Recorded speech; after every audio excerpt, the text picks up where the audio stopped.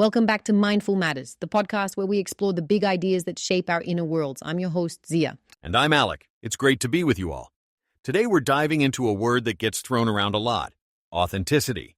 Right? It's everywhere. Social media, self-help books. But what does it actually mean to live an authentic life? Exactly. And to help us unpack that, we're turning to the groundbreaking work of psychologist Dr. Thomas Smithyman and his research on what he calls integrated selfhood.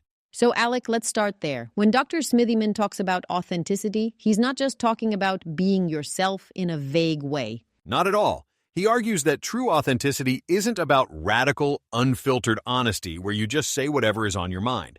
That can often be more hurtful than helpful. The whole "I'm just being honest" excuse. Precisely. For Smithyman, authenticity is the practice of aligning your inner values with your outer actions. It's about coherence. Do your choices, your words, and your behaviors reflect the person you truly want to be? That's a much deeper definition. It's not just a personality trait you either have or don't. It's a conscious practice. A practice, exactly. It requires constant attention. He says it's like tuning an instrument.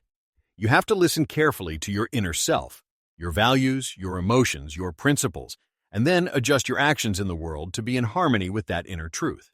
I love that metaphor. Tuning an instrument, it implies that you can fall out of tune, and that's okay, as long as you're willing to do the work to find that harmony again. And that's the core of it.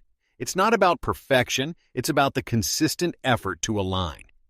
To make this more concrete, Smithyman breaks it down into what he calls the 3 pillars of authenticity. Okay, so the first one is self-awareness. Right? The foundation of everything. You can't align your actions with your values if you don't know what your values are. Of course. And this is the hard internal work. It's asking yourself the tough questions. What truly matters to me? What are my non-negotiables? What situations make me feel drained or phony? And what situations make you feel energized and alive? He suggests things like journaling or quiet reflection to really get to the bottom of that.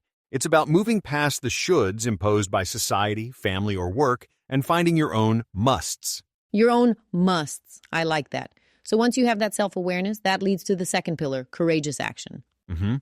This is where the rubber meets the road. It's one thing to know your values, it's another thing entirely to act on them, especially when it's difficult or unpopular. Totally. Like speaking up in a meeting when you disagree, even if you're the only one. Or setting a boundary with a loved one, knowing it might be uncomfortable. Exactly. Smithyman calls it courageous action because it often involves risk. The risk of disapproval, the risk of failure, the risk of being misunderstood. But without this step, self-awareness is just passive navel-gazing. Right. It becomes real when you embody it. And that brings us to the third pillar, which I think is so crucial, vulnerable connection. Yes, this one is about how we relate to others. Authenticity isn't a solo journey. It flourishes in genuine relationships. Smithyman argues that we can't be truly authentic in isolation.